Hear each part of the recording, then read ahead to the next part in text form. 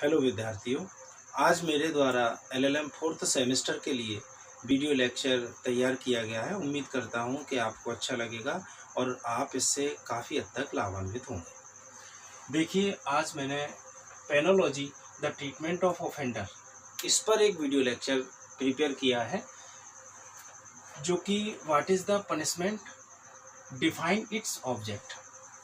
Punishment से तात्पर्य क्या है, पनिशमेंट किसे कहते हैं, अर्थात कहने का तात्पर्य ये है कि दंड को परिभाषित कीजिए और उसके उद्देश्य बताइए। ठीक, जिसमें फर्स्ट पॉइंट है डेफिनेशन ऑफ पनिशमेंट, दंड की परिभाषा, जो भिन्न भिन्न जूरिस्ट ने, भिन्न भिन्न एक्सपर्ट ने दे रखी है। सेकंड है ऑब्जेक्ट ऑफ पनिशमेंट, दंड के उद्देश्य। सबसे पहले मैं जानकारी देना चाहूँगा what is the means about to penology. Penology किसे कहते हैं, दंड शास्त्र क्या है।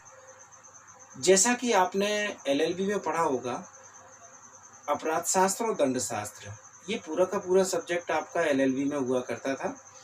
और आपने इसमें पढ़ा होगा कि दंड शास्त्र से तात्पर्य एक ऐसा शास्त्र है जिसमें दंड के संबंध में विस्तृत जानकारी दे रखी है। दंड क्या होगा, दंड किन परिस्थितियों में दिया जाएगा, दंड के प्रकार कितने होंगे, वर्तमान समय में दंड की क्या व्यवस्था है, अतीत में दंड कैसे दिया जा सकता था, उस समय दंड क्या था जबकि कोई कानून व्यवस्था थी ही नहीं। अर्थात कहने का तात्पर्य सन 1600 से पहले दंड क्या दिया जाता था, जब केवल रॉयल फैमिलीज हुआ करती थी, राजा हुआ करता था, मंत्री हुआ करते थे। ये सारी बातें दंड शास्त्र में दे रखी है। दंड शास्त्र एक ऐसा विज्ञान है, दंड की एक ऐसी शाखा है जिसके भीतर, जिसमें दंड के संबंध में समग्र जानकारी दे रखी है।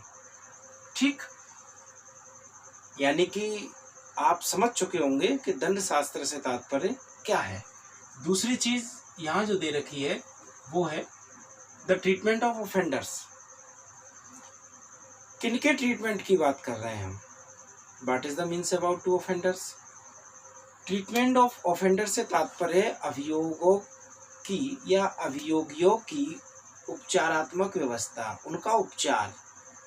किन लोगों का उपचार, जो लोग अर्थात समाज में पल रहे वे लोग जो अपराध की ओर अग्रसित हो रहे हैं, अपराध की ओर जिनकी प्रवृत्तियां बढ़ती जा रही हैं, उन लोगों का उपचार कैसे किया जाए, उन लोगों को अपराध करने से कैसे रोका जाए। ठीक, वह व्यवस्था इसमें दंड शास्त्र में की गई है और उसी के बारे में यहाँ बताया गया है। पेनोलॉजी द ट्रीटमेंट ऑफ ऑफेंडर्स, अभियोगियों की उपचार व्यवस्था, अभियोगियों का उपचार।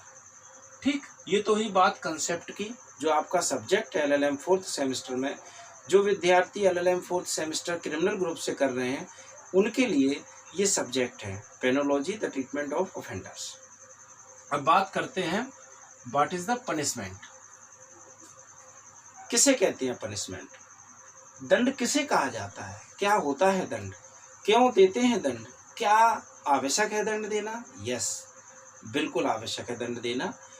समाज को व्यवस्थित रूप से चलाने के लिए कुछ नियमों का संग्रह किया गया है और उन नियमों के तहत समाज सुव्यवस्थित रूप से चल सकता है। अगर उन नियमों का पालन नहीं करा जाएगा तो समाज सुव्यवस्थित रूप से नहीं चलेगा। लेकिन भाग्य की विडंबना है कि समाज में रह रहे प्रत्येक व्यक्ति या ज़्यादातर लोग स्वार्थी भावना के वशीभूत होकर सिर्फ और सिर्फ अपने हित की बात करते हैं, अदरवाइज अन्य किसी और से लेना देना नहीं है। ऐसी परिस्थितियों में वो अपने हितों को ध्यान में रखकर कुछ ऐसे कार्य करते हैं जो किसी दूसरे के लिए मुसीबत का कारण बन सकता है। अर्थात अगर कोई व्यक्ति ऐसा कार्य करता है जिससे किसी का जीवन, किसी की संपत्ति या कोई किसी भी तरह से संकट में पड़ सकता है, तो उन परिस्थितियों से, उन बातों से जुड़े हुए कानून में अगर यह व्यवस्था की गई है कि अगर कोई व्यक्ति विधि विरुद्ध कार्य करेगा जिससे किसी की जान, माल या व्यवस्था खतरे में पड़े तो उसे दंड दिया जाएगा। यहाँ ये व्यवस्था की गई है। अर्थात किसी व्यक्ति को बुरे कार्य को करने से, विधि विरुद्ध कार्य को करने से रोकने के लिए जो व्यवस्था की गई है उस व्यवस्था को दंड कहते हैं। इसी दंड को भिन्न भिन्न लोगों ने, भिन्न भिन्न एक्सपर्ट ने अलग अलग तरीके से डिफाइन किया है, जो हम यहाँ समझने की कोशिश करेंगे। जैसा कि मैंने यहाँ आपको बताया है, डिफाइन द पनिशमेंट। पनिशमेंट की डेफिनेशन क्या होगी, दंड की परिभाषा क्या होगी, क्या है दंड की परिभाषा, किसे कहते हैं दंड।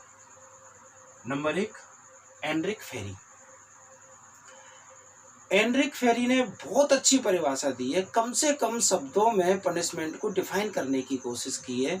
इन्होंने कहा है कि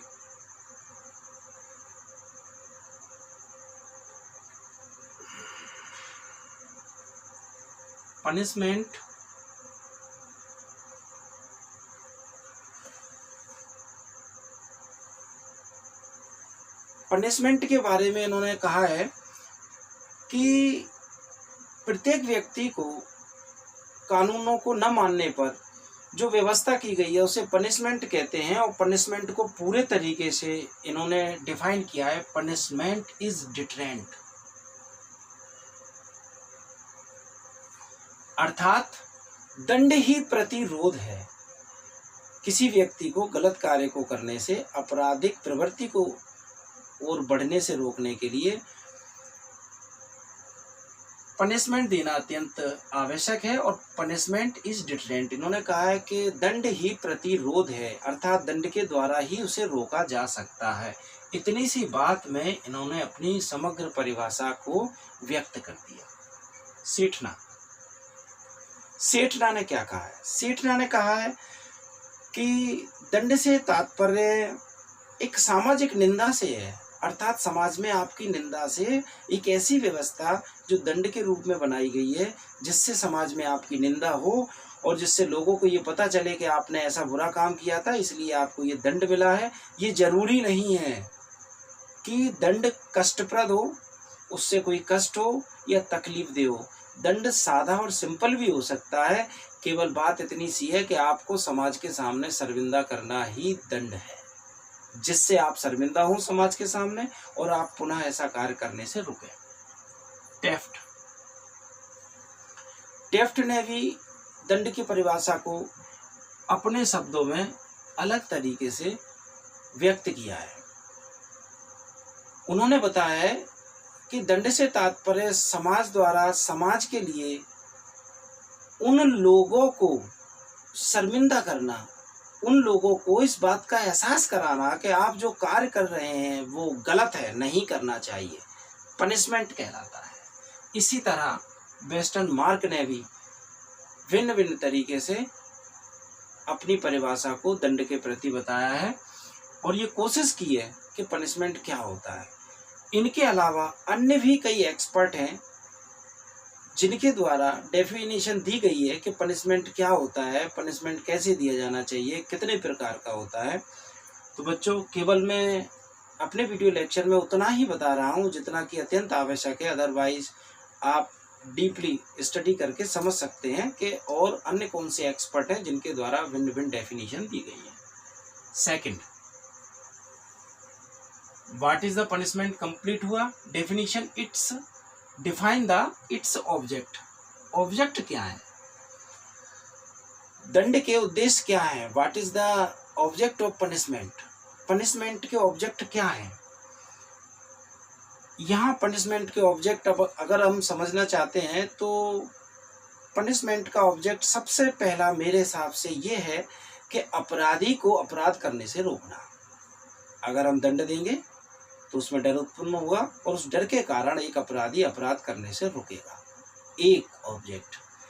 दूसरा ऑब्जेक्ट ये है पनिशमेंट का कि जहां हम अपराधी को अपराध करने से रोक रहे हैं, वहीं जब एक व्यक्ति को उसके द्वारा किए गए अपराध के बदले में दंड मिलता है तो दूसरे लोग अपराध नहीं करेंगे, यानी दूसरे लोगों को भी अपराध करने पर दंड का भय होने के कारण रोका जा सकता है। तीसरा ऑब्जेक्ट, जब एक व्यक्ति अपराध नहीं करेगा और उसे देखकर दूसरे लोग भी अपराध की ओर अग्रसर नहीं होंगे तो जाहिर सी बात है समाज स्वव्यवस्थित रूप से चलता रहेगा। अर्थात दंड का अगर हम देखा जाए तो मेन ऑब्जेक्ट है सोसाइटी को रन कराना, इस तरीके से रन कराना कि विदाउट इरेगुलर, यानी अनियमितता का पूरे तरीके से अंत करना। जैसा कि शायद आपने एलएलबी में पढ़ा होगा, 101% पढ़ा होगा कि what is the means about to law. Law means a combination some rules of regulate to society. कि विधि किसे कहते हैं, एलएलबी में पढ़ा होगा आपने। विधि से तात्पर्य है नियमों का एक ऐसा संग्रह जिसके द्वारा समाज को व्यवस्थित रूप से चलाया जा सके। बात वहीं आकर आज खड़ी हो गई है कि पनिशमेंट का जो ऑब्जेक्ट है वो इसीलिए रखा गया है कि समाज जो अव्यवस्थित हो रहा है, समाज जो अनियमित हो रहा है, समाज में जो रुकावटें आ रही हैं, समाज में जो डर उत्पन्न हो रहा है, उस डर को खत्म करना, अव्यवस्था को खत्म करना, रुकावट को रोकने के लिए, समाज को व्यवस्थित रूप से चलाने के लिए ही दंड की व्यवस्था की गई है। विद्यार्थियों, आज का मेरा वीडियो लेक्चर यहीं समाप्त होता है। मेरे द्वारा LLM 4th सेमेस्टर में पेनोलॉजी सब्जेक्ट पर और भी वीडियो लेक्चर दिए जाते रहेंगे और वेबसाइट पर अपलोड किए जाते रहेंगे, और उम्मीद करता हूँ कि आपको मेरे वीडियो लेक्चर से काफ़ी हद तक लाभ होगा। धन्यवाद।